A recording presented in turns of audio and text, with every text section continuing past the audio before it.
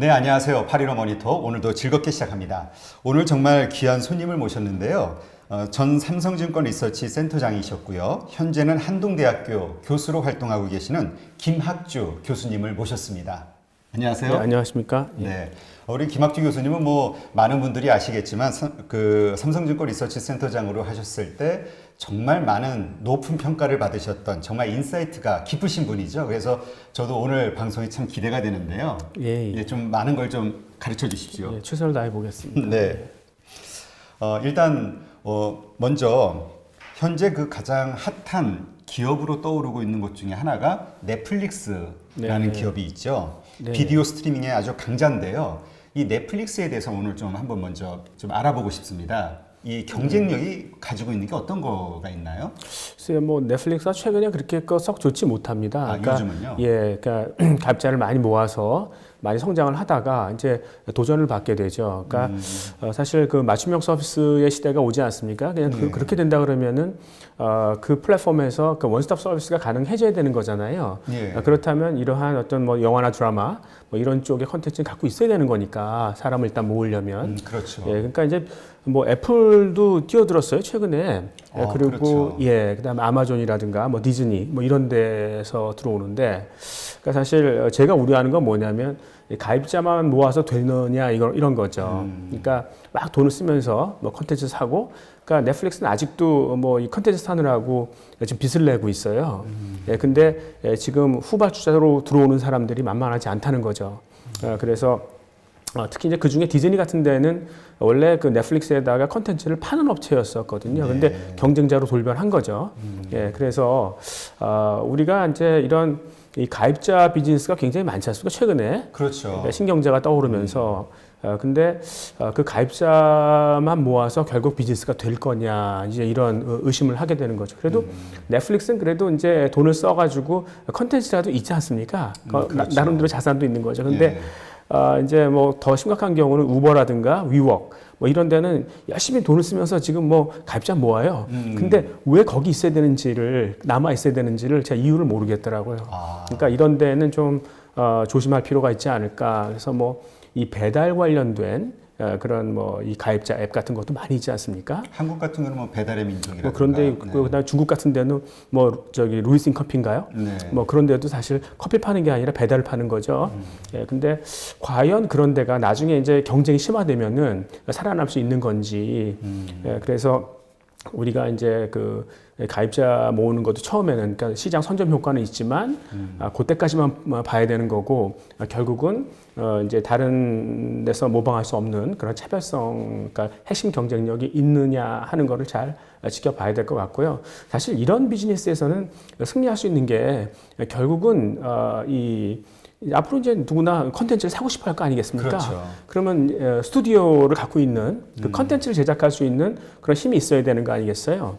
그런 데가 결국 디즈니나 컴캐스트 같은 데예요. 그러니까 사실 이런 데를 가치주라고 부르는 이유가 여기는 남이 모방할 수 없는 확실한 컨텐츠 제공 능력이 있거든요. 그러니까 저는 사실 이런 기업 같은 경우에는 이 투자자분들이 잘 몰라도 그냥 사놓고 기다리면 그냥 우상향하는 그런 기업이라고 생각하거든요. 예, 그래서 특히 이제 이런 데 보면은 그 채널 가운데 뭐 ESPN이라든가, 그러니까 남이 그냥 완전히 확실한 캐시카우가 있더라고요. 그러니까 지금 우리나라 분들이 이제 그 해외 투자 많이 필요한데 사실 정보의 접근성이 좀 떨어지지 않습니까? 그렇죠. 그럴 바에는 확실하게 믿을 수 있는 이런 기업들을 묻어놓고 그냥 오래 기다려보면 좋지 않을까 이런 생각도 해봤습니다. 네. 근데 정말 요즘 신경제로 해서 뭐 유니콘 기업들이라고 막 떠오르는 기업들을 대부분 보면은 아까 말씀하셨던 뭐 위워크든 우버든 뭐 기업 가치 밸류가 이건 뭐 장난이 아니잖아요. 세계적으로 막 어마어마한 그렇게 평가를 받는데 이게 약간 거품이 많이 들어간 것 같기도 한데요. 그래서 이제 위워크도 최근에 IPO가 이제 신규 상장에서 실패했지 않습니까? 그러니까 이게 초기에는 아무런 경쟁자가 없어요. 그러니까 굉장히 성장성이 높아 보이는데 이제 이게 이제 그 옥석이 가려지는 그 시가 결국은 경쟁자가 들어왔을 때 그때거든요. 그렇죠. 예, 그러니까 이제 슬슬 투자자분들이 눈치를 채시는 것 같은 생각이 들었습니다. 그러면 이 넷플릭스가 뭔가 그 현재 어떤 그런 어려운 상황을, 왜냐면 이제 아주 막강한 컨텐츠 경쟁자들이 아예 직접적인 라이벌로 바뀌어버리니까 네. 이 상황을 좀 모면하기 위해서는 어떤 약점을 보완해야 될까요? 글쎄요. 그러니까 일단 뭐 그냥 가입자 모으는 비즈니스였기 때문에 근데 시장을 이제 처음에 선점을 했고 그 좋은 컨텐츠를 미리 다 선점하겠다는 그런 생각이었었어요. 네. 그러니까 뭐 좀 그런 early mover advantage 정도는 있을 것이다. 그러나 여기서 지금 이 난국을 피해갈 수 있는 방법은 저는 별로 없다고 생각해서 저 같으면은 이제 컴캐스트나 뭐 디즈니 같은 데를 롱하고 그다음에 넷플릭스를 갖다 숏하는 뭐 그런 전략을 쓰겠습니다. 아, 그렇군요.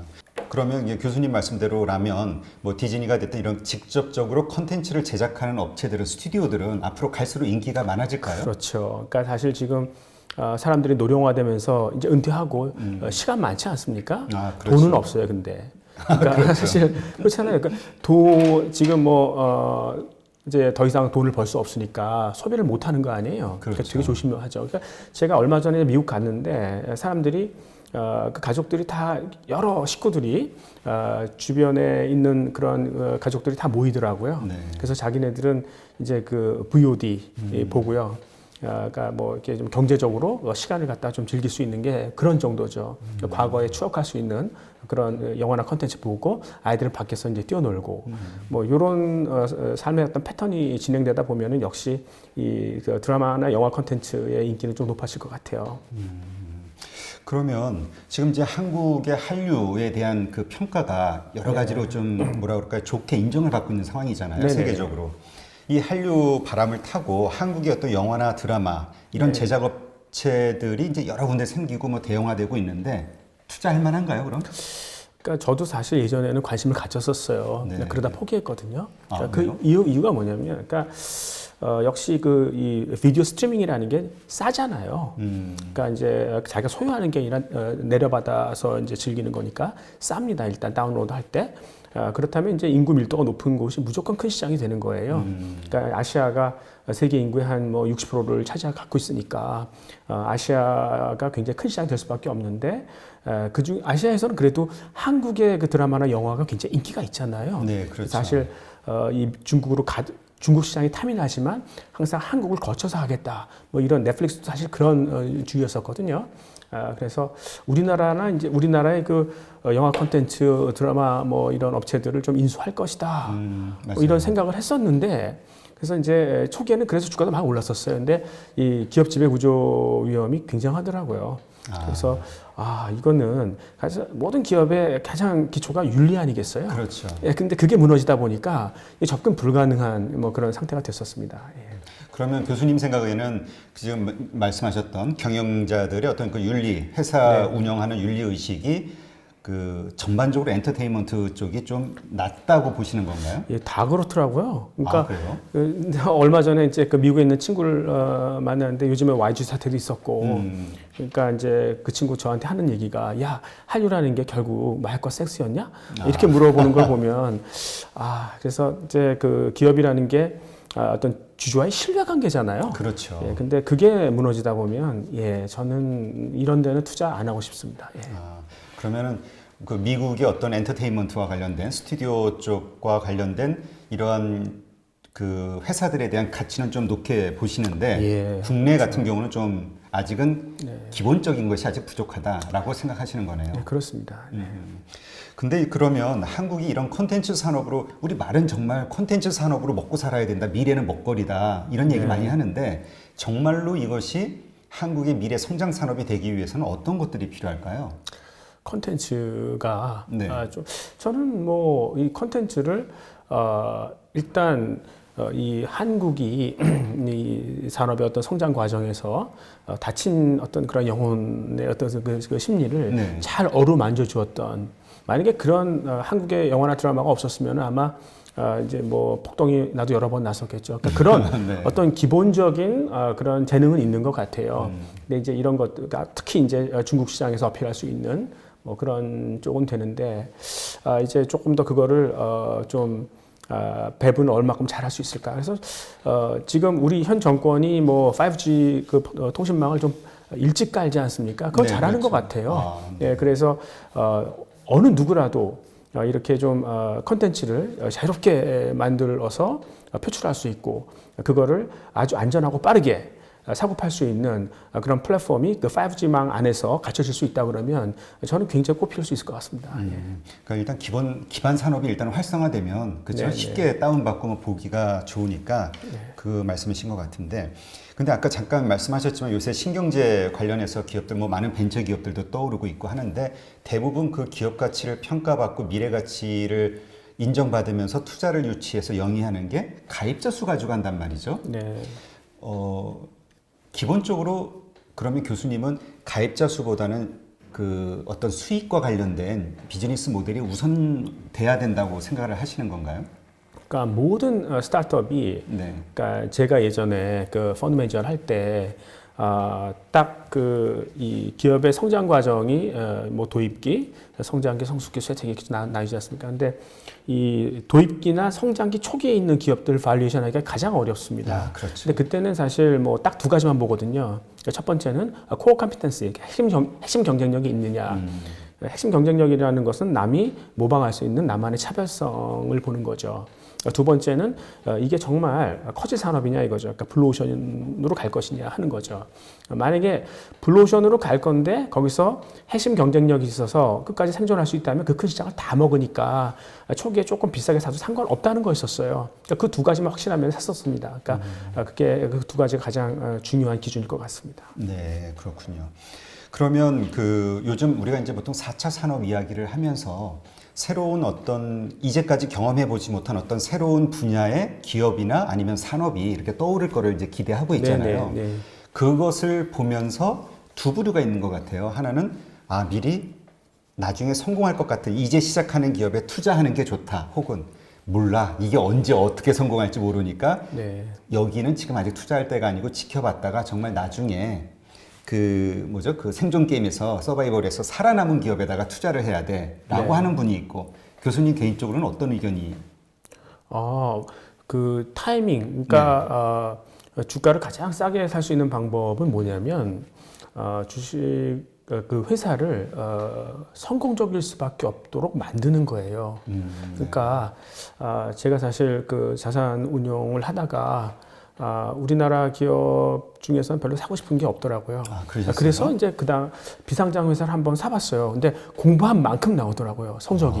그래서 이제 그런 사업을 하고 싶었어요. 근데 이제 우리 총장님께서 그런 거 하려면 나랑 같이 하자 그러더라고요. 그래서 네, 그래서 이제 내려간 건데 지금도 사실 그거 하고 있습니다. 그러니까 그래요? 애들도 가르치지만 제가 또 하나 하는 게 뭐냐면 각 분야의 네트워크 있지 않습니까? 네. 여러 뭐 바이오 산업이라든가 그다음에 뭐 신재생 에너지라든가 뭐 AI 컨텐츠 그러니까 그쪽에 여러 전문가들을 섭외를 해서 사실 회사를 만들어요. 그리고 지금까지 만든 것도 꽤 있어요. 네. 예. 그리고 그렇게 초기에 아주 얼리 스테이지에 있는 기업들을 사는 게 가장 싸게 그 주식을 구입하는 거고요. 물론 이제 이게 어느 게 뭐 여기는 그야말로 벤처이기 때문에 그렇죠. 좀 분산 투자를 하긴 해야 되는데, 그러니까 그래도 우리가 이제 기업을 분석하다 보면 이게 성공할 수밖에 없겠다. 아까 말씀드린 핵심 경쟁력 그런 것들을 막 그 DNA를 집어넣는 거죠. 네. 그러면은 실패 확률이 별로 없지 않습니까? 그렇죠. 그러니까 그런 투자가 가장 좋은 거고요. 예. 그러니까 여러분들도 그런 쪽에 한번 공부를 해보시는 게 좋을 것 같아요. 그러니까 앞으로 떠오를 수 있는 4차 산업 혹은 뭐 미래 네. 유망 산업에 대해서 미리 얼리 스테이지서부터 좀 관심 그렇죠. 갖는 거. 예. 네. 뭐 좋은 말씀이네요. 네, 지난 8월이죠. 그 미국의 그 잭슨홀 미팅에서 여러 은행장들이 모여서 그 달러 패권의 그 역기능에 대해서 막 불만을 토로한 일이 뉴스에 나오더라고요. 네. 그래가지고 뭐 정말 그 영란 은행장 같은 경우도 뭐 뭔가 아주 심한 불만을 표출을 했는데 이게 어떤 그들이 얘기하는 역기능이라는 게 도대체 뭡니까? 글쎄요, 이제 원래 달러 패권이라는 것은 네. 그러니까 패권을 가졌다는 얘기는 남의 나라 물건을 좀 사줘야 되는 거 아니겠어요? 그래야 그렇죠. 큰 형님 소리를 들을 수 있는 거 아니겠습니까? 그렇죠. 예. 근데 자꾸 이제 트럼프가 이제 무역 전쟁을 걸어오면서 이기적으로 가니까 도대체 왜 우리가 달러로 물건을 사고 팔아야 되느냐 하는 거죠. 그러니까 이 달러 패권이라는 것은 이 커머더티, 그러니까 이제 원자재 같은 것들을 달러로만 거래할 수 있지 않습니까? 네. 그렇다면 이제 모든 그 중앙은행에 외환보유고에 달러 쌓아놔야 되는 거죠. 그러면 달러 수요가 생기는 거고 달러가 강세로 가면 또 이제 미국 사람들은 그만큼 구매력이 생기기 때문에 더 많은 물건을 사줄 수 있고 뭐 이런 논리였었는데 이제 그런 게 이제 깨진다 뭐 그렇게 얘기가 되는 거죠. 그러니까 사실 리만 사태 이후에 그 리만 사태도 사실 미국에서 발발된 거 아니겠습니까? 그렇죠. 문제는 사실 거기서 터진 거죠. 예, 근데 그리고 이제 그거를 조금 이제 그 치료하는 차원에서 그 양적 완화가 돈을 시장에 풀었습니다. 네. 근데 거기 미국이 갇혀 있는 게 아니라 이 돈 3조 달러라는 돈이 밖으로 튀어나왔죠. 네, 네. 그래서 이제 중국도 아마 1조 달러 정도가 들어갔을 겁니다. 근데 이제 그 돈을 금리를 올려가면서 미국이 자꾸 빼려 그러는 거예요. 그러니까 마치 한머니처럼 돼버린 거죠. 네. 그 돈 들어와가지고 지금 투자는 됐거든요. 네. 그러니까 특히 이제 뭐 고정자산에 투자가 됐어요. 나가면 어떻게 되겠습니까? 그러니까 마치 이제 그 풍선 불었다가 바람 뺀 거나 마찬가지 아니겠어요? 그러니까 이제 부실이 상당한 거죠. 그래서 이런 부작용이 있고, 그러니까 이제 다른 나라들이 겁을 먹은 거예요. 그러니까 외환보유고에서도 이제 더 외환보유를 쌓아야 되는 거 아니겠어요? 네, 그렇죠. 그러니까 정부가 이 지출 투자를 못 하고 이제 그 더 저축을 해야 되는. 그다음에 이제 일반인들도 이런 소비자들도 결국 이 어떤 사태가 발생할지 모르는 거 아니겠어요? 그러니까 이제 소비보다는 이제 저축을 하게 되는. 근데 사실 소비를 화끈하게 해줄 수 있는 데는 아시아 시장 아니겠어요? 그러니까 인구가 예, 인구도 많고 또 이제 중산층이 두터워지고 있지 않습니까? 네. 사실 소비 성향을 가장 키울 수 있는 데가 이 중산층인데, 근데 이 아시아 신흥시장에서 소비를 해줘야 되는데 그거를 못하게 미국이 방해를 하고 있다. 이런 데서 이제 좀 불만이 생기는 겁니다. 네, 그렇군요. 그러면 지금 이제 그 미국의 트럼프 대통령이 이제 뭐 하여튼 이 무역 전쟁을 정말 이곳저곳에다가 막 걸고 있잖아요. 뭐 물론 미국 우선주의일 수도 있지만 그게 어쩔 수 없는 시대적 선택입니까? 아니면 트럼프만의 어떤 그 뭐라 그럴까요? 그 뭐 고집? 예, 뭐 그런 게 있는데 저는 그냥 전자 같아요. 그러니까 미국이 점점 이 패권이 좀 약해지고 있다고 생각이 되는데 아까 말씀드린 것처럼 패권이라는 건 남의 나라 물건을 사줘야 되는 거 아니겠어요? 그렇죠. 근데 지금 미국의 내수 시장보다 중국의 내수 시장이 더 커지기 시작했어요. 아, 네. 예, 그러니까 사실 미국이 이제 슬슬 힘이 떨어져 가는 거죠. 예, 그러니까 이제 이런 것들을 어떻게 힘을 발휘해서, 그러니까 한마디로 올라오는 중국을 약간 좀 견제하자, 뭐 이런 차원에서 그렇게 얘기를 하는 것 같습니다. 네. 브레튼 우주 협상이라는 것이 이제 요즘 화제가 되고 있었는데요. 네네. 예, 그 우선 브레튼 우주 협상이라는 건 뭔가요? 브레튼 우주 협약이 1944년에 됐죠. 그래서 2차 세계대전이 끝나기 전에 44개 국가가 모여서 이제 우리 뭐 전쟁이 끝나면 국제 통화 질서를 어떻게 잡을 것이냐. 근데 그때 달러 단일 통화로 가자. 기축 통화를 달러로 하고 고정 환율제로 이제 패딩을 시키자. 뭐 이렇게 얘기를 했던 것 같아요. 근데 그게 1971년에 닉슨이 이제 달러에 대한 금태환을 포기하면서 이제 그 시스템은 이제 깨졌다고 볼 수 있는데, 오히려 그 다음에 계속해서 달러가 굉장히 뭐 힘이 강한 상태로 남아 있는 거죠. 그래서 지금 미국이 뭐 세계 교육에서 차지하는 비중이 한 15% 정도, 그리고 교육에서는 10% 정도 차지하고요. 그다음에 이제 세계 GDP에서 차지하는 비중이 한 15% 정도 됩니다. 근데 세계 교육의 한 50% 이상, 그러니까 절반 이상이 지금 달러로 거래가 되고 있고요. 세계 증권 발행량의 한 3분의 2 이상이 달러로 되고 있어요. 그러니까 역시 모든 거래가 달러로 돼 있으니까 달러를 좀 사 모아야 되는 그런 상태인데, 그러니까 지금 미국은 열심히 달러를 풀어가지고 이 달러의 공급을 생각하면 좀 떨어져야 되는데 오히려 달러가 강해지니까 야, 우리가 뭐 석유 같은 거 살 때 굳이 달러로 사야 될까? 딴 통화로 사도 그럼 더 싸게 살 수 있는데 뭐 이런 불만이 슬슬 나오는 거죠. 여러 나라들에서요. 네, 그렇습니다. 예. 그래서 이제 뭐 말씀하신 대로 뭐 그 세계 교육의 비중대로 그 바스켓 통화를 만들자 뭐 이런 의견이 있다라고 하는데, 먼저 바스켓 통화라는 게 뭔가요? 그러니까 이제 이 교육 비중대로 이제 바스켓을 한번 구성해 보자. 그리고 이 통화의 가치를 각 통화의 가치를 가중평균해서 한번 단위 시스템을 한번 구축해 보자. 그것도 이제 디지털 통화를 한번 생각해 보자. 뭐 이런 얘기였던 것 같아요.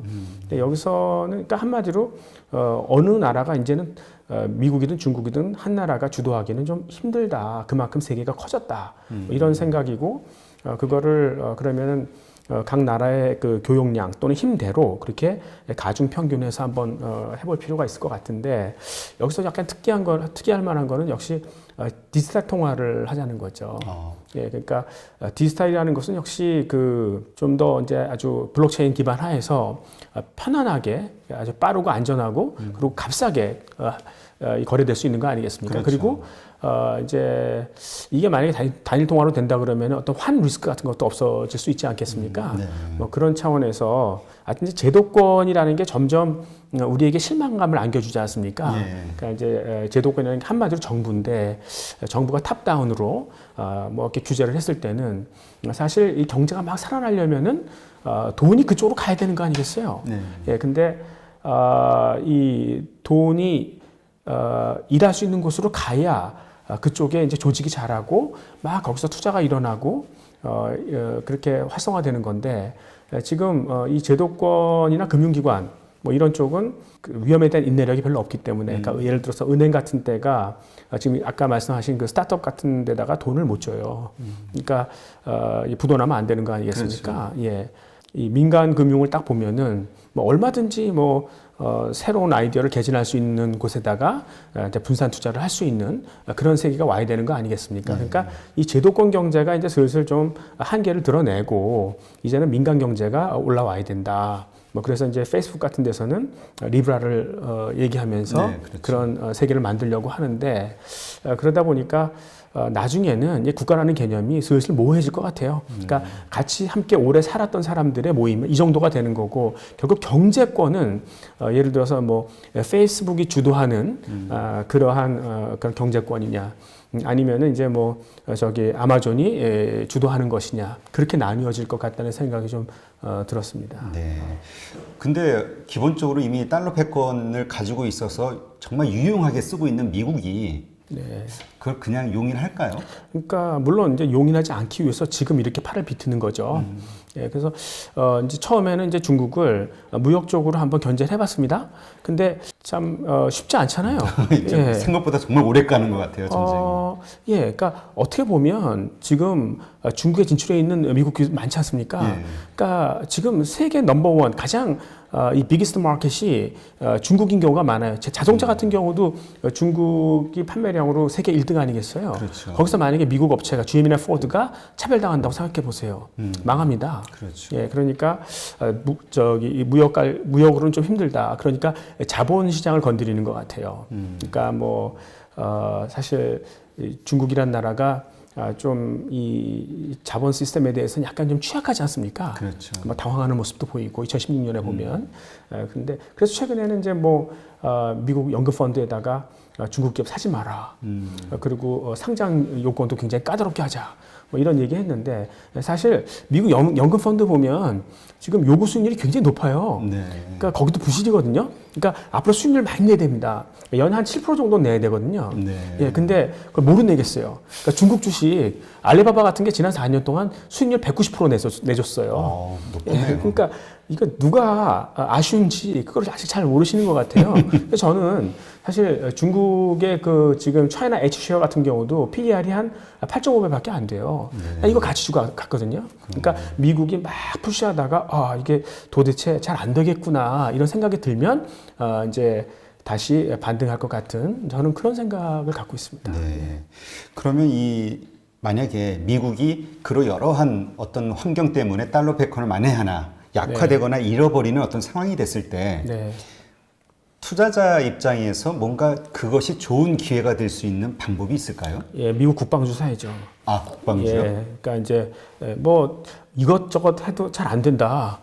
그러면은 미국이 가장 상대적으로 강한 뭐가 있지 않습니까? 국방, 예. 무기. 그러니까 지금 사실 뭐 그냥 국방력을 보면은 서로 비슷비슷한 것 같아요. 근데 네. 사실 전쟁에서 진짜 쓰는 거는 뭐 이 전투기, 항공모함이죠. 네. 근데 그 부분을 분석해 보면은 이거는 게임이 안 되더라고요. 미국이 압도적인 우위입니다. 아, 그래요? 그러니까 지금은 그냥 뭐 비용을 쓰지 않고 이제 다른 나라 협박하지만 정 안 될 경우에는 국방력을 한 번은 쓸 가능성이 있다고 생각하는데 저는 사실 이 로키드 마틴이라든가 보잉, 네. 제너럴 다이내믹스, 그러니까 이런 업체들을 좋게 봐왔던 게 왜 그러냐면, 하여튼 이런 앞으로 먹이가 부족해지면 싸우잖아요. 그렇죠. 네, 동물의 세계가 그런 것처럼. 근데 앞으로 갈등이 계속 있을 거예요. 그 다음에 지금 뭐 이 헤게모니도 좀 불안해지는 그런 상황이기 때문에 미국의 국방주는 일단 배당도 안정적으로 나오고요. 경쟁할 타의 추종을 불허하죠. 예, 압도적인 일입니다. 그러니까 아까 제가 가치주를 말씀드릴 때 네. 남과 이 경쟁하지 않는 주식, 그래서 뭐 이익의 안정성이 확보된 그런 쪽을 말씀드렸는데, 미국의 국방주는 정말 가치주로 믿음직합니다. 그래서 이런 업체들을 좀 이렇게 사실 해외에 자산을 배분을 해야 되는데 네. 잘 모른다. 그럼 아주 이렇게 안정적인 주식에 투자해 놓고 그냥 기다려 보시는 것도 괜찮을 것 같아요. 아, 그렇군요. 혹시 그럼 추가 기축 통화가 만약 생기거나 그런 분위기가 있을 때 한국에는 어떤 일들이 생길까요? 달러 대신 달러의 패권을 이뤄가는 그런 상황이 됐을 네, 때, 네. 그래서 말씀하신 대로 디지털 어떤 바스켓 어떤 통화가 만들어진다든지 새로운 기축 통화가 떠오르는 어떤 상황이 되었을 때 우리는 되게 미국 의존도가 강했잖아요. 예. 그러니까 이제 사실 미국이란 나라가 그동안은 우리한테 굉장히 고마웠던 거죠. 네. 그러니까 사실 자동차를 생각해봐도 미국 차가 있고 유럽 차가 있어요. 그러니까 두 개가 판이하게 다르다는 거예요. 근데 우리나라나 일본 차 같은 경우에는 미국 차입니다. 네. 그러니까 미국 사람들은 이 가격 대비 성능, 그러니까 가성비가 좋으면 그냥 사줘요. value car로 사줍니다. 근데 유럽 사람들은 되게 독특합니다. 그래서 고집이 있어서 컨티넨탈 카만 그냥 뭐 유럽 차만 차다 이렇게 생각하는 거죠. 그러니까 미국 사람들이 그렇게 아주 너그러운 마음이 있었기 때문에 결국 그냥 헤게모니를 잡은 건데요. 이제 우리나라 어차피 남의 나라에 이제 물건을 팔아먹어야 되는 그런 그렇죠. 입장이니까 수출을 해야 되니까. 이런 어떤 통화의 세계가 약간 좀 불안해지면 확실히 불리한 건 맞아요. 근데 조금 더 길게 생각해 보면 한국이 앞으로 그렇게 남의 나라의 이런 저성장 시대에 물건을 팔아먹을 수 있을까 이렇게 의심해 본다면 다른 쪽으로 돌려야 된다는 거죠. 이제는 물건을 파는 게 아니라 사람을 팔아야 돼요. 그러니까 최근에 이제 그 이머징 마켓에서 이제 해외에 근무하는 그 노동자들이 본국에 송금을 하잖아요. 네, 그렇죠. 그게 외국인들의 직접 투자, 그러니까 FDI보다 더 많아졌다는 거예요. 그러니까 앞으로 지금 뭐 선진국 같은 경우가 거기도 인구가 많이 노령화됐잖아요. 그렇죠. 노동력 모자랍니다. 뭐 일본 같은 데가 대표적이고요. 사람 원하는 거죠. 근데 역량 있는 젊은이들이 있다면 결국은 이제 그쪽으로 우리나라 젊은이들이 나가야 되는 거죠. 그러니까 한국이 굉장히 인구가 빨리 노령화되고 있고 여기서 뭔가 사업하기가 굉장히 버거운 그런 환경이 될 것 같은데, 이제 젊은이들이 한국에 눌러 앉아 있기보다는 밖으로 나가서 이제 꿈을 펼치는 뭐 그런 쪽이 돼야 되지 않겠나 생각하고 있습니다. 네, 그렇군요. 말씀하신 것처럼 지금 요새 많은 사람들이 이러저러한 이유로 뭐 미중 무역 전쟁이 됐든 아니면 정말 뭐 저성장 기주, 고령화 사회 뭐 이러저러한 문제들로 세계의 경기 침체가 올 것을 걱정하는 사람들이 점점 늘어나고 있거든요. 예. 이미 시작됐다라고 하는 분들도 있고 어떻게 생각하세요, 교수님은? 경기 침체라는 게 왔죠. 그러니까 예전에 경기 침체라는 것은 뭐였었냐면은 아주 화끈하게 왔었습니다. 그러니까 은행이 어디다가 돈을 빌려주죠. 주로 이제 제조 설비 아니겠습니까? 그렇죠. 이제 그게 너무 이제 경기가 과열됐다가 확 죽으면 그 설비가 가동이 안 되는 거죠. 네, 그러면서 이제 거기에 돈을 빌려준 금융기관들이 망하는 겁니다. 근데 금융 시스템이라는 것은 그 해당 경제의 신경망이지 않습니까? 네. 그러니까 그 신경이 마비되면 경제가 셧다운되는 거죠. 그러니까 아주 화끈하게 이렇게 왔었는데 요즘에는 그냥 이 만성적으로 침체가 된 것 같아요. 네, 그러니까 무슨 얘기냐면 이 빚을 누가 갖고 있냐면 정부가 갖고 있어요. 그러니까 민간이 투자를 안 하니까 네. 정부가 할 수 없이 이제 투자를 해야 되는 거 아니겠어요? 그렇죠. 예, 그러니까 정부가 빚을 갖고 있으니까 뭐 지금 그렇게 터질 만한 그런 우려는 없다. 뭐 이렇게 생각이 되고, 그리고 이제 빚이 많다라고 또 많이 사람들이 얘기를 하는데 그거는 조금 다시 생각해 봐야 돼요. 그러니까 우리가 debt라는 거, 빚이라는 거를 얘기하지만 이 민간에서의 빚이 진짜 많은가? 그러니까 기업이나 사람들의 빚이 많은가 살펴볼 때는 net debt을 따져봐야 돼요. 그러니까 그 부채에서 현금을 뺀 거죠. 현금 갖고 있으면 빚이 없는 거나 마찬가지지 않습니까? 네, 그렇죠. 그러니까 지금 이렇게 경기가 불황이고요.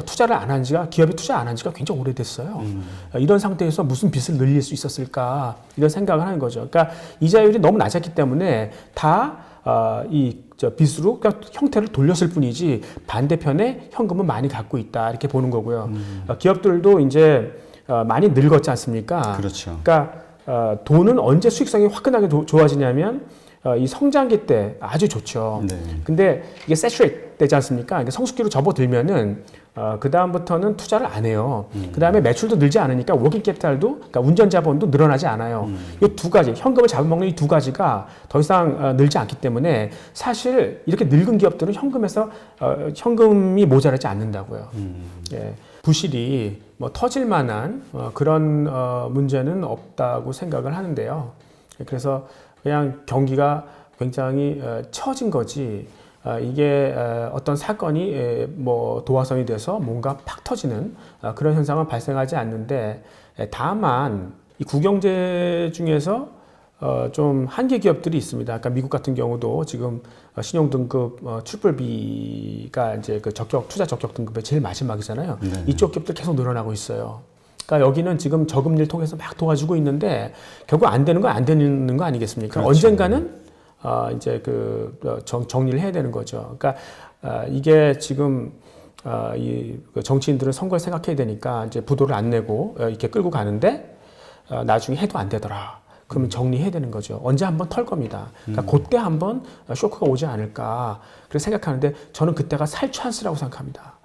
그렇죠. 그러니까 사실 지금 이 자산 가격 거품이 생기는 이유가 결국 수익률이 구조적으로 낮잖아요. 네. 그 얘기는 자산 가격이 비싸다는 얘기예요. 예, 그리고 지금 뭐 노인들이 늙으면 이제 저축을 더 해야 되는 거고요. 그리고 금융자산이 절대적으로 필요하거든요.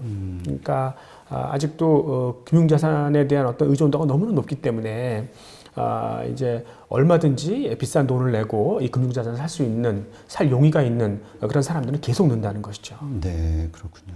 이게 점점 시대가 이제 저금리 시대, 마이너스 금리 뭐 얘기가 나오기도 하고 뭐 이런 시대가 되는데, 그래서 뭐 정말 돈 가지고 금융 수익을 발생시키기가 정말 어렵다 이런 얘기가 나오거든요. 그래서 예. 작년에도 보니까 보험사들이 뭐 그 적자가 엄청나게 몇 조 원이라고 뭐 이런 얘기도 제가 들은 적이 있는데, 네.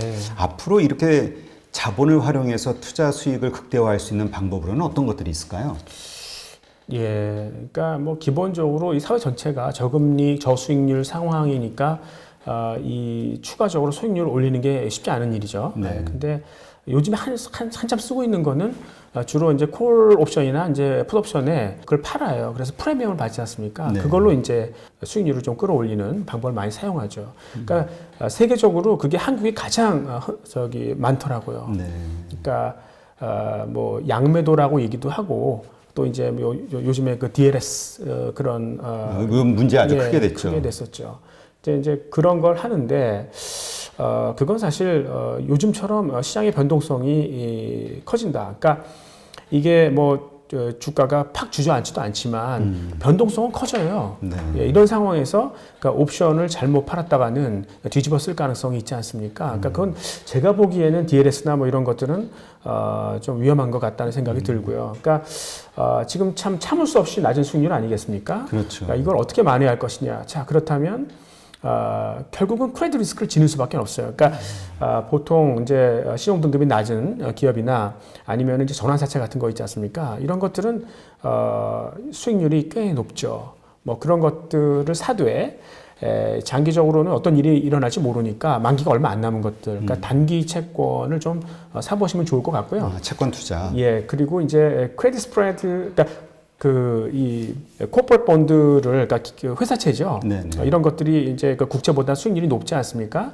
근데 그 기업이 어느 한 기업에다가 이제 몰빵 투자하면은 망할 수도 있지 않습니까? 네네. 예, 근데 이제 글로벌 인덱스가 있어요. 그러니까 회사채 여러 가지 기업들의 회사채를 다 이렇게 이제 그 묶어 놓은 게 있거든요. 그 인덱스로. 뭐 그런 거 사보시는 것도 수익률을 좀 올리는데 도움이 될 것 같고요. 한쪽은 그쪽이고요. 주식 쪽에서는 이제 좀 가치주의 그 특징을 보면 첫 번째, 이 밸류에이션 멀티플이 낮고, 그리고 배당 수익률이 높고, 그리고 이제 그 이익의 안정성이 있어야 되거든요. 그러니까 요즘에 뭐 그 첫 번째, 두 번째, 그러니까 기업이 막 사용화되면서 이런 좀 싸 보이고 그래서 배당 수익도 많이 주고 대표적인 게 오일 메이저들이죠. 마치 가치주처럼 보이죠. 근데 이제 완전 디레이팅 되고 있지 않습니까? 뭐 이런 거가 아니라 세 번째 조건. 그러니까 이게 안정성이 확실히 있는 거. 그러니까 산업의 구조 조정이 끝나서 이제는 경쟁도 좀 덜하고 좀 안정적인 모습을 보일 수 있는 거. 이런 주식으로는 이런 종목들을 사놓고 기다려보는. 제가 아까도 이제 그 가치주, 해외 가치주를 몇 개 말씀을 드렸었는데, 그런 거를 사놓고 기다려보는 게 좋지 않을까, 뭐 이런 생각도 있고요.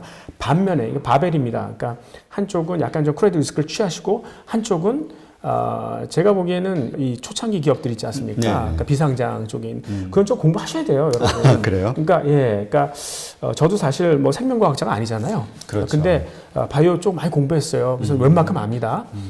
그렇고 뭐 이제 사물 인터넷이나 컨텐츠 쪽에 공부를 하시고 그 중에 아주 그 얼리 스테이지에서 좀 핵심 경쟁력이 있는 것들을 좀 사놓으면. 그러니까 약간 좀 고금리 채권을 짧게 가져가시는 것, 그리고 이런 스타트업들 중에 유망한 것들을 사놓고 그 중간에 아무것도 하지 않고 이렇게 바벨로 가져가는 게 저는 현명한 전략 같습니다. 아, 그렇군요. 이런 이야기 하시는 분도 계시더라고요.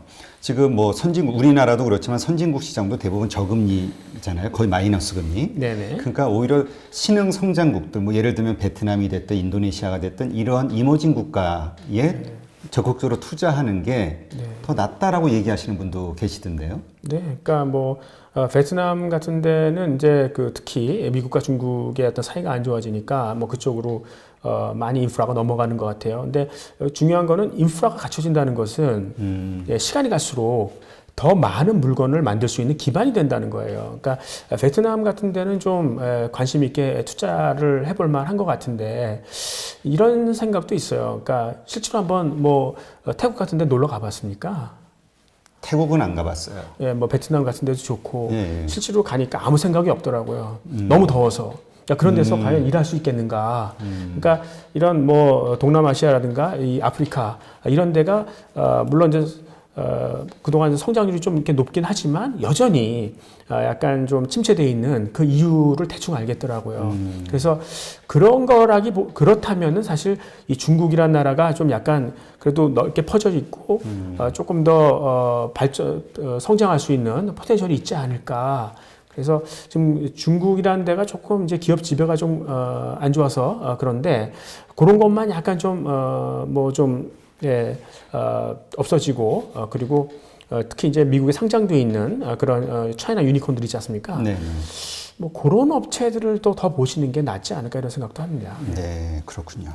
지금 이제 원화 가치와 관련해서 앞으로 더 떨어질 것이다 이렇게 말씀하시는 분들도 있는데 우선 동의하시나요?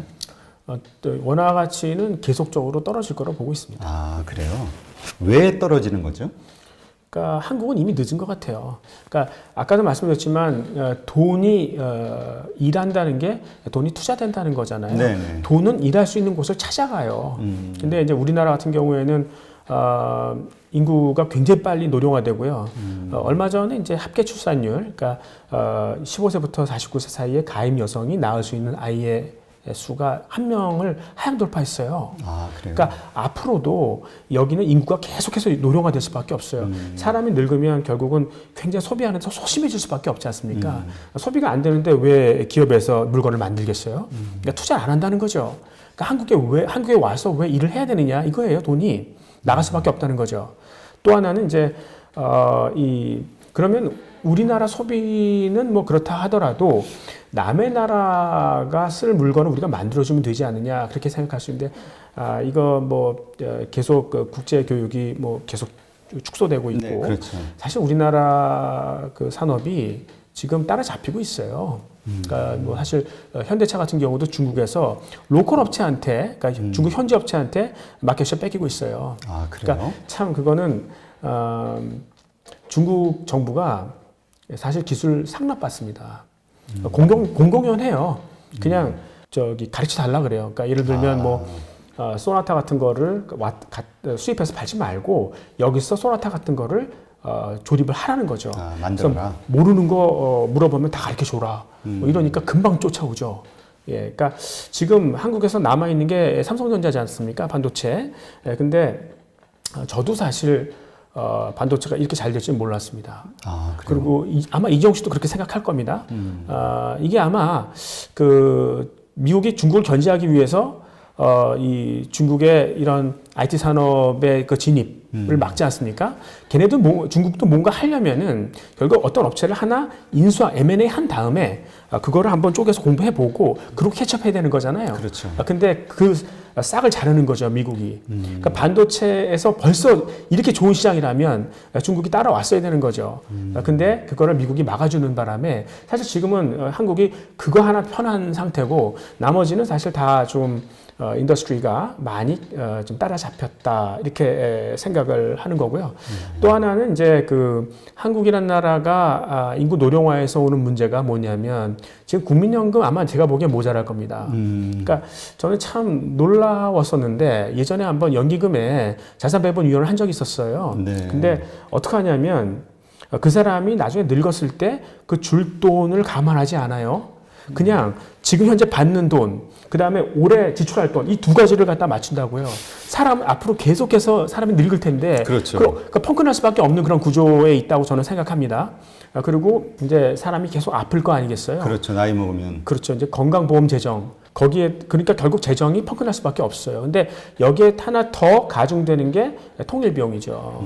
그러니까 예전에 이제 펀드 매니저를 할 때 어떤 해외 친구가 그러더라고요. 야, 너희 나라 통일되면은 달러당 3,000원 가냐? 이렇게 물어봐요. 그러니까 독일이 통독하면서 그냥 소독 그 통화를 그냥 1대1로 그냥 바꿔줬지 않습니까? 굉장히 네네. 비싸게 사준 거죠. 그러니까 앞으로 통일 비용을 우리가 뭐 다 되지는 않겠지만 그래도 어느 정도는 돼야 되지 않습니까? 그럼 재정이 상당히 펑크날 것이다. 뭐 이렇게 생각을 해서 결국은 우리나라의 원화의 가치는 상당히 앞으로 계속 지속적인 방향으로 떨어질 것이다 이렇게 생각하고 있습니다. 그렇군요. 근데 그 연기금의 그 운용 전략과 관련해서 여러 가지 의견들이 있는 것 같아요. 뭐냐면 뭐 국민연금이든 뭐든 그러니까 수익률이 너무 낮다. 네. 그러한 수익률이 우리 자체 기업들을 오히려 더 많이 사줘서 주식 쪽에 투자를 해서 뭐 이렇게 성장시켜야 돼. 우리가 지금 한국의 밸류가 낮다라는 뭐 이야기 하시는 분도 있고 해외로 적극적으로 나가야 된다라는 이야기 하시는 분도 있고 어떻게 생각하세요? 아니요, 일단 국민연금은 연금이라는 것 자체가 위험에 대한 인내력이 떨어져요. 그 투자했다가 날리면 어떡하려고 그래요. 그러니까 일단 채권 비중이 절대적으로 높아야 되는 거고요. 그다음에 이제 주식 중에서도 일단은 이 포트폴리오라는 게 결국 잘 분산돼야 그 리스크가 떨어지는 거 아니겠어요? 아까 가치주를 말씀을 드렸는데요. 네네. 가치주의 그 커다란 특징 중에 하나가 어떠한 상황이 와도 이익이 안정적으로 버틸 수 있는 것 아니겠습니까? 요즘엔 가치주를 볼 때 그게 더 부각되고 있습니다. 근데 우리나라에 그런 기업이 어디 있어요? 그러니까 이런 국민연금 같은 경우도 가치주를 살려고 할 때 이 경쟁력 있는 기업을 한국에서 찾는 것보다는 해외에서 찾는 게 훨씬 좋다는 거죠. 예, 그래서 저는 해외 투자가 정당화된다라고 생각하고 있습니다. 네. 그럼 이렇게 원화 가치가 앞으로 계속 떨어진다라고 생각하고 믿는다면 어떻게 자산 포트폴리오를 배분하는 게 좋을까요? 아니요, 그래서 사실 한국 사람이라면 지금 100% 자산을 원화 자산으로 갖고 있는 거잖아요. 거의 부동산이 많죠. 많고요. 그러니까 이거는 위험하다고 생각해요. 네, 그리고 이제 해외 투자를 해야 되는 거죠. 그러니까 우리나라도 아마 지금 우리나라 금리가 미국 금리보다 낮잖아요. 네. 거의 그러니까 와다나베 부인들이 옛날에 일본에서 그 여자들이 그것도 소심한 일본인들이 그렇게 해외 투자를 했다는 것이 낮은 수익률을 얼마나 참기 어려웠으면 그렇게 했을까. 근데 그러한 상황이 우리한테도 올 거다 생각하고 그러면 여러분들이 지금 해야 될 거는 해외 시장에 대해서 공부해야 됩니다. 예, 그리고 가급적이면 어떤 상황에서도 좀 안심하고 투자할 만한 그런 주식들을 발견하려는 노력 뭐 이런 것들은 저는 있어야 된다고 생각하는 거죠. 근데 참 그게 되게 폭넓잖아요. 일단 뭐 전 세계를 상대로 생각을 해야 되는 거니까. 네. 이거 좀 폭을 좁히면 크게 두 가지로 나뉘는 것 같아요. 일단 네. 선진 시장 혹은 네. 아까 뭐 말씀드렸던 베트남이 됐든 이런 신흥 성장국. 그렇죠. 어느 쪽이 더 유리하다고 생각하세요? 개인적으로. 여러분들은 지금 한국의 원화를 갖고 계시니까 이머징 마켓 커런시에 노출이 돼 있는 거예요. 그러니까 신흥 시장에 노출돼 있는 거죠. 자, 그렇다면 그걸 좀 다변화하려면 일단은 달러가 맞을 것 같아요. 네. 그리고 달러를 가장 싸게 살 수 있는 방법은 그러니까 은행에다가 이제 bid offer spread를 안 줄 수 있는 방법이 달러 선물을 이용하는 거예요. 달러 선물은 그냥 실물이 입고가 되거든요, 만기에. 예, 그러니까 뭐 사실 롤다운 코스트도 별로 없습니다. 예, 그래서 그런 달러를 꾸준히 사시고 앞으로 시간이 약간 길게 본다면 여러분들의 자녀를 위해서 한번 투자해 본다 그러면 저는 위안화 자산도 한번 생각해 볼 만합니다. 예. 그러니까 미국 트럼프가 어떤 식으로 이제 중국을 압박을 다양한 방법으로 하겠지만 결국 그래도 안 되더라라는 그 인식이 쌓이지 않습니까? 그러면 중국의 맷집을 확인했을 때 그때는 자연스럽게 헤게모니가 중국으로 넘어가거든요. 그 찬스를 놓치지 말아야 될 것 같다는 생각이 들었습니다. 그렇군요.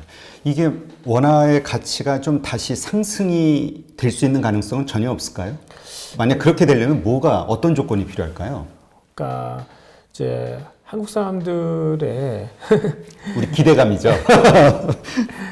나는 딱 한국 하면은 하나 기대했었습니다. 그러니까 이 교육이죠. 교육열. 그러니까 고등학교 때까지의 놀라운 그런 교육 수준. 근데 사실 대학 교육이 실패한 거죠. 그러니까 대학 왔는데도 똑같이 그렇게 주입식으로 가르치면 그게 문제가 있지 않겠어요. 근데 이제 고등학교 교육도 많이 좀 빗나갔구나. 거기도 이제 이 잘못된 어떤 편법 같은 게 많고, 이 사교육비를 줄이기 위해서 아이들을 공부를 안 가르친다는 거죠. 그게 아니라 우리 자산은 그거밖에 없어요. 정부가 사교육비에다 교육 쪽으로 투자를 해야 되는 거죠. 예. 결국은 그렇게 해서 훌륭한 젊은이들이 많이 나와서 우리나라 자산 자원 그거밖에 없습니다. 요즘 환율 평가할 때 이제 성장 같은 거 잘 안 봅니다. 그래요? 예. 그리고 이제는 어차피 저성장이니까 너희 나라가 얼마만큼 앞으로 견딜 수 있냐 그거 물어봐요. 그러니까 서스테너빌리티를 물어보는 거죠. 그럼 너희 자원 뭐 있냐고 물어봐요. 너 천연 자원 있냐? 그리고 뭐 남한테 꽂은 돈, 일본처럼 해외 자산 많냐? 뭐 이런 거 물어보고. 그 다음에 인적 자원이죠. 한국 달랑 인적 자원 하나밖에 없어요. 그러니까 그거를 제대로 키우는 게 맞다고 생각을 하고 있고요. 정부가 그쪽에다 투자를 해서 이제 이렇게 훌륭한 인재들이 스타트업 같은 거, 그러니까 새로운 부가가치를 막 만들 수 있는. 그래서 과거 저나 우리 선배들이 만들었던 그런 이 제조업 기반이 있지 않습니까? 지금 부끄러운 거는 지금 예전에 저희 선배들이 디자인해놨던 그러한 산업 기반이 아직도 그대로예요. 이제 이거를 바꿔가야 되는 거죠. 저는 이 교육이 잘 돼서 그게 성과로 드러날 때 그때 이제 원화가 다시 방향을 틀 거라고 생각합니다. 시간이 한참 남았죠. 예. 그러면 지금 교육에 대한 말씀을 하셨는데 뭐 한 가지 예를 들어서 어떤 식으로 바뀌어야 된다고 생각을 하세요?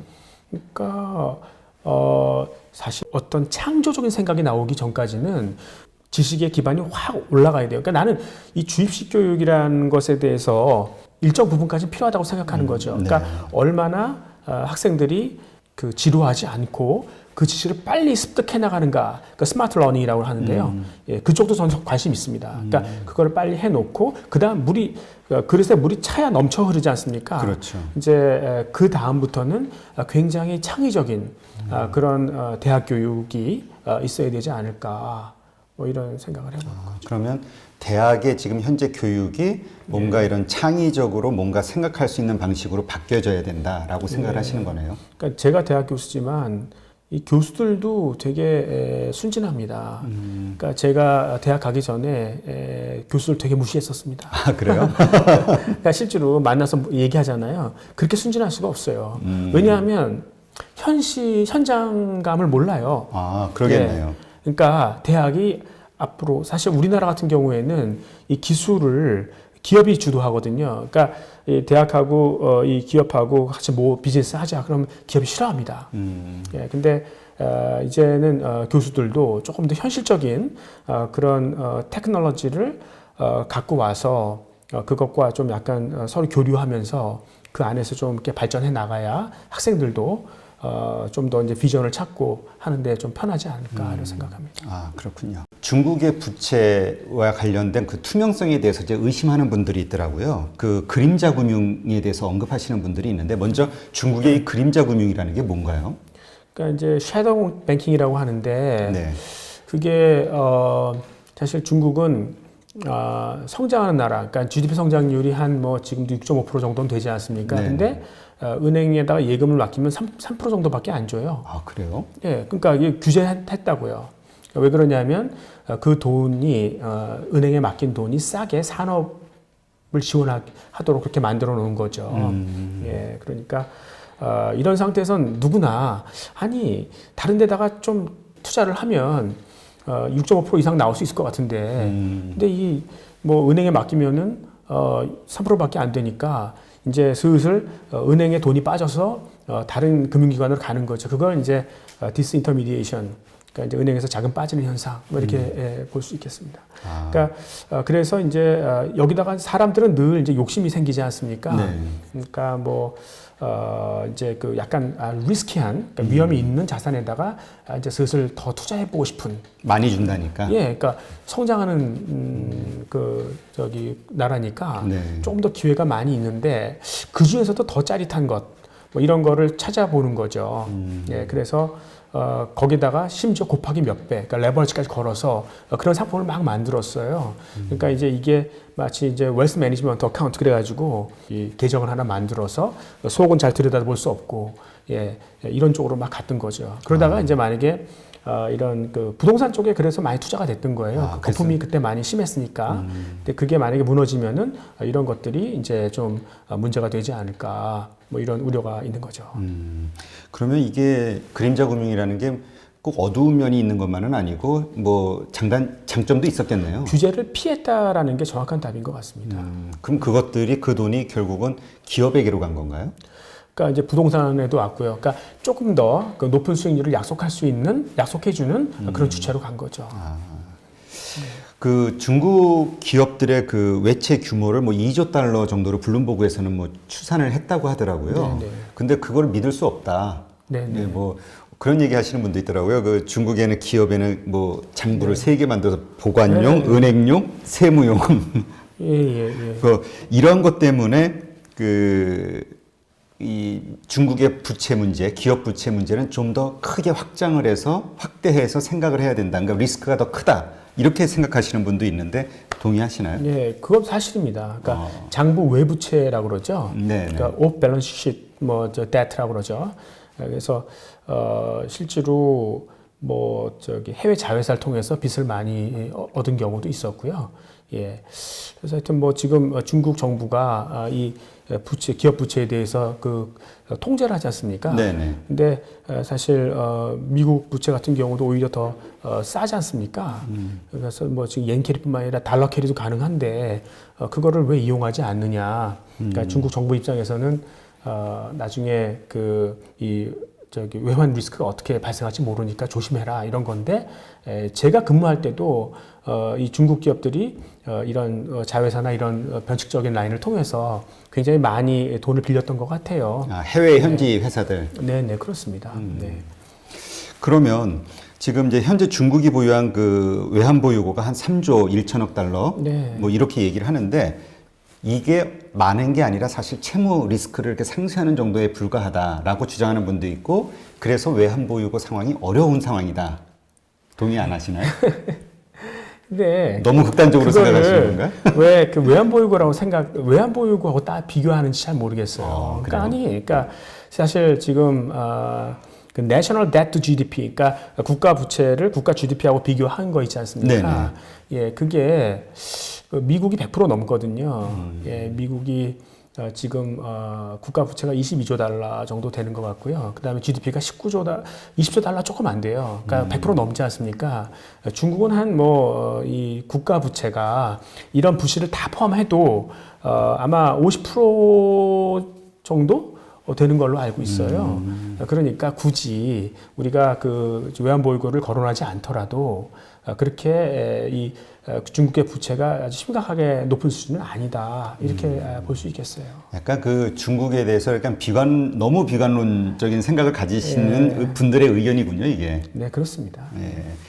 그래서 뭐 그런 분들 얘기 들으니까 얼마 전에 뭐 대만 여행할 때 뭐 미국 여행 경계령을 중국인들에게 내렸다. 그러니까 외국 나가서 달러 함부로 못 쓰게 외환이 부족해서 뭐 이런 얘기도 신문에 나오더라고요. 미리 그 두 가지 측면이 있는데요. 하나는 이제 미국이 어떻게 나올지 모르잖아요. 사실 미국이 그동안 주로 잘 썼던 게 미국의 금리를 올리는 거예요. 그럼 돈이 그쪽으로 빠지잖아요. 그러니까 중국의 돈이 빠지는 게 가장 타격이 있거든요. 근데 우리가 확인한 거는 미국이 금리를 올릴 수 있는 능력이 못 된다는 거였었어요. 그러니까 금리를 조금 올리려고 폼 잡았다가 결국은 안 되더라. 그러니까 그 한계 기업이나 서민들이 못 버티더라. 다시 주저앉는 거죠, 미국조차. 그러니까 그런 거는 아닌 것 같고요. 예.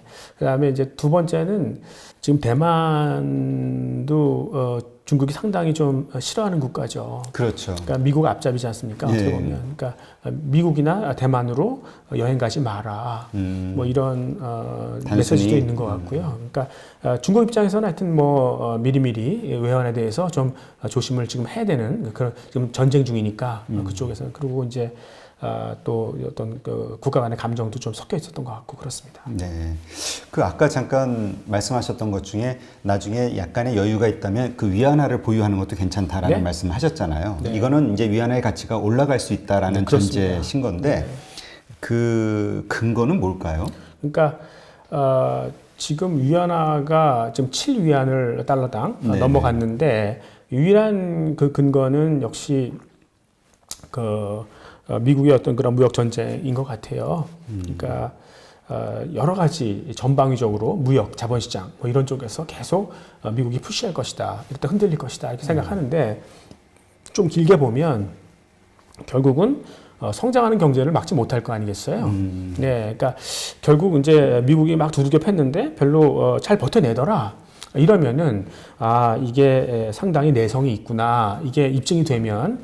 저는 그 7위안 밑으로 충분히 올 수 있다고 생각하거든요. 그래요? 예, 그러니까 어차피 중국이란 나라가 여전히 그 수출 쪽이 많고 그리고 환율을 이렇게 볼 때 글쎄요, 그 나라가 갖고 있는 어떤 인적 자원을 보거나 그러니까 굉장히 커다란 나라지 않습니까?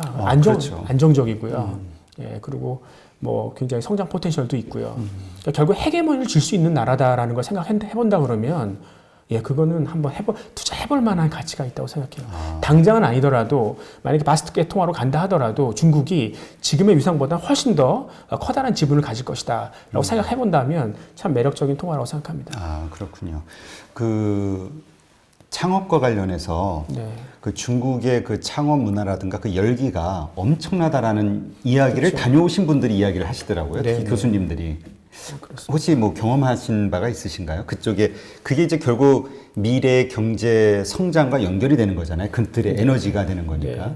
그러니까 사실 이런 신경제라는 거, 4차 산업 이런 거를 받아들이지 못하는 이유가 뭐냐면 국영제를 밟을까 봐 그러는 거예요. 그러니까 예를 들어서 자율주행차를 도입하면 좋죠.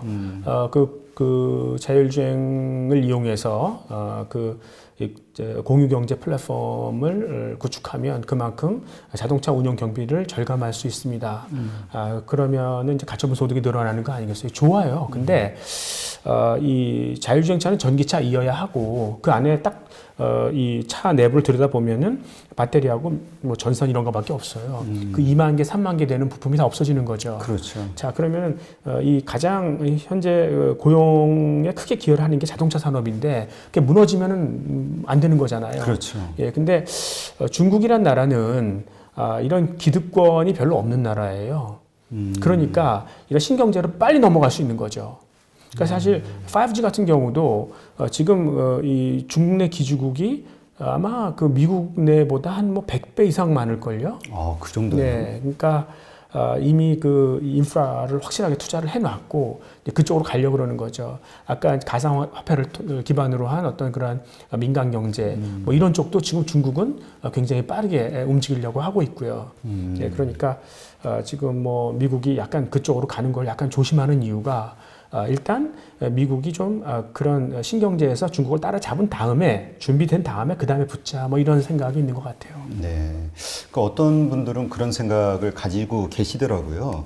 그러니까 지금의 미중 무역 전쟁 혹은 패권 전쟁의 1차적인 승자는 미국이 될 것은 분명하지만 그러나 그것이 지나고 나면은 최종적인 승자는 중국이 될 것이다 이야기하시는 분들이 있더라고요. 저는 당장도 미국이 승자가 될지 안 될지 모르겠어요. 그 정도인가요? 네, 그러니까 굉장히 상처뿐인 영광이 될 수도 있는 거죠.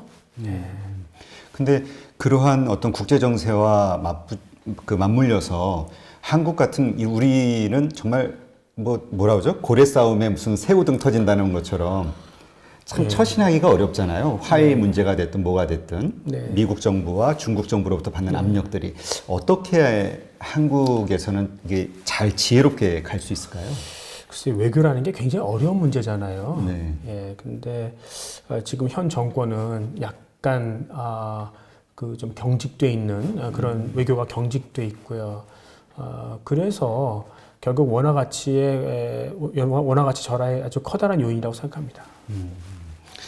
네, 그가 참 방법이 참 어렵죠. 네. 이게 제 유연하게 왔다 갔다 해야 되는데. 네, 그거는 그러니까 차라리 그렇게 여러 나라의 비위를 잘 맞추는 것보다는 우리 나름대로의 어떤 경쟁력을, 그러니까 이런 특히 이 새로운 부가가치를 만드는 데 있어서 다른 나라들보다 훨씬 더 창의적인 그런 플랫폼을 많이 만들어주는 게 그게 방법일 것 같습니다. 그래서 이제 많은 사람들이 한국에서 이제 그런 신경제를 배우기 위해서 온다 그러면 사람이 일단 와야 되거든요. 네네. 그럴 만한 생태계를 만들어야 된다고 생각하는 거죠. 네, 그렇군요. 네, 오늘 우리 김학주 교수님을 모시고 여러 가지 주제에 대해서 이제 이야기를 나눠봤는데요. 말씀을 들으면서 좀 새롭게 이렇게 좀 생각해봐야 될 부분들이 좀 여러 가지가 있었던 것 같아요. 한번 이거 좀 저도 한번 차분차분히 다시 한번 되새김질을 하면서 좀 고민을 해봐야 될 것 같습니다. 네. 오늘 좋은 시간 내주셔서 감사합니다. 네, 감사합니다. 네, 고맙습니다.